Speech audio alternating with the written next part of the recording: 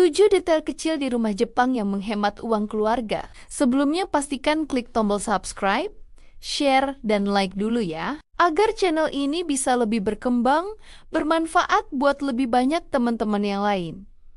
Terima kasih. Yuk lanjut deh.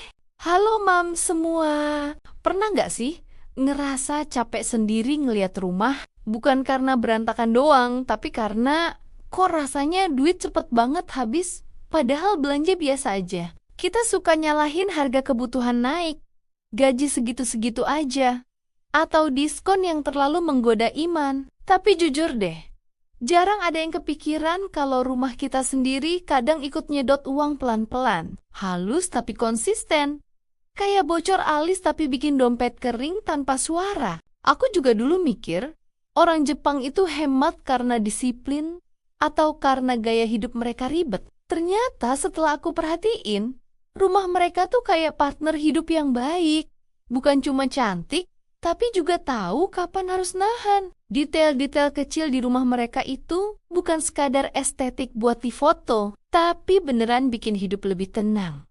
Barang gak numpuk, dan pengeluaran gak bocor kemana-mana. Dan di sini nih rasanya agak nyeletuk, kok kita sering renov atau beli ini itu, tapi rumah tetap bikin capek ya. Makanya di video ini aku pengen ngobrol santai, kayak curhat antar moms, soal detail-detail kecil ala rumah Jepang yang kelihatannya sepele, tapi efeknya ke keuangan keluarga tuh nyata banget. Bukan buat nyuruh kita jadi orang Jepang, apalagi pindah negara.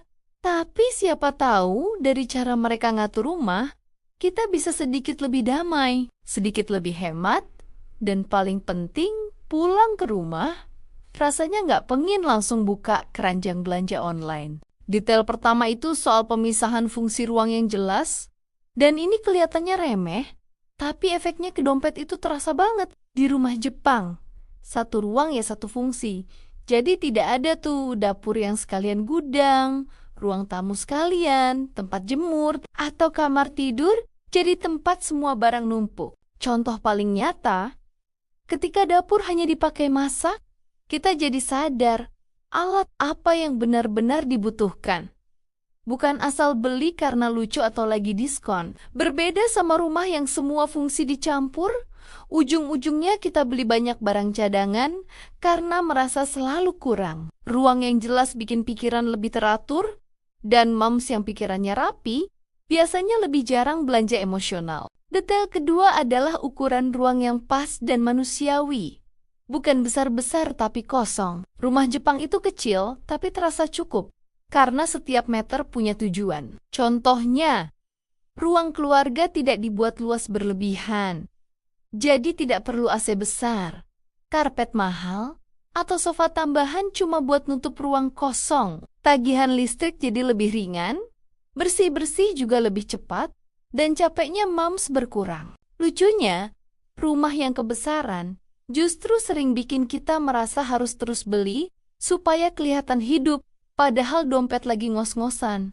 Detail ketiga adalah penyimpanan tersembunyi yang bikin rumah kelihatan selalu tenang. Penyimpanan tersembunyi yang seringkali menjadi furnitur multifungsi. Lemari di Jepang sering menyatu dengan dinding, ada di bawah tangga, atau di balik panel sederhana. Karena setiap barang punya tempat tetap, kita jadi sadar jumlah barang yang kita miliki.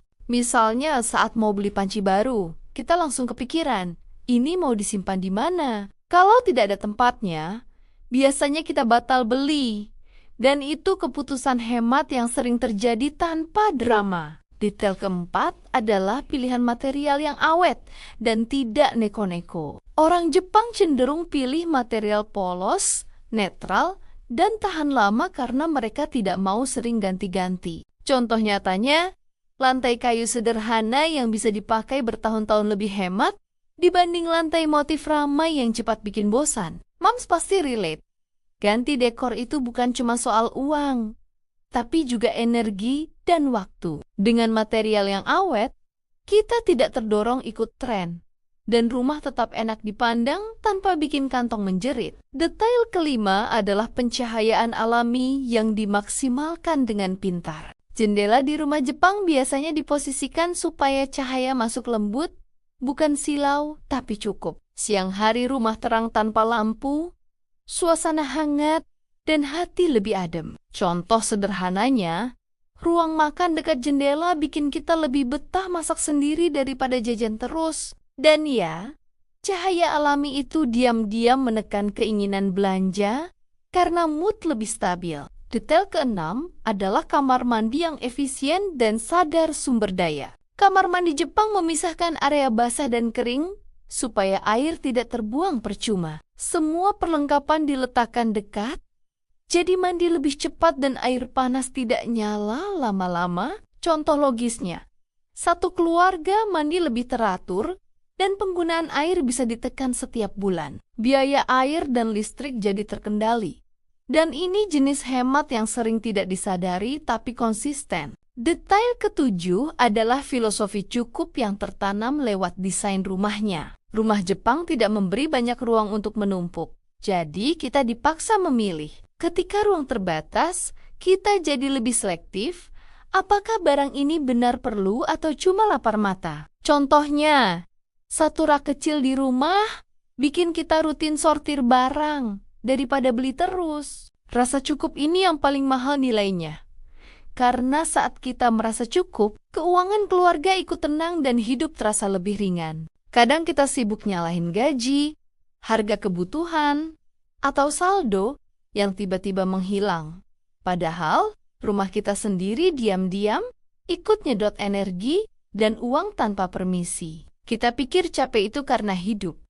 Padahal bisa jadi karena rumah terlalu ramai, terlalu penuh, dan terlalu banyak hal yang minta dibeli. Rumah yang berantakan itu bukan cuma bikin mata capek, tapi juga bikin hati gampang lapar diskon maksudnya. Lucunya, orang Jepang tidak teriak hidup hemat, tapi rumah mereka pelan-pelan memaksa penghuninya untuk tidak berlebihan. Tidak ada ruang buat numpuk, jadi keinginan juga ikut mengecil.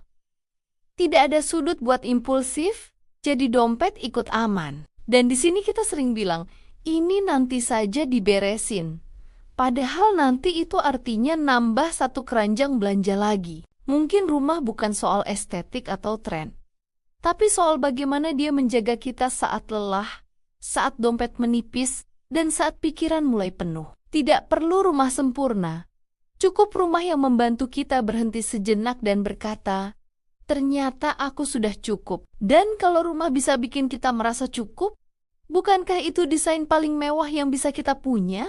Terima kasih sudah menemani dan mendengarkan ceritaku sampai akhir. Sampai ketemu lagi di video berikutnya.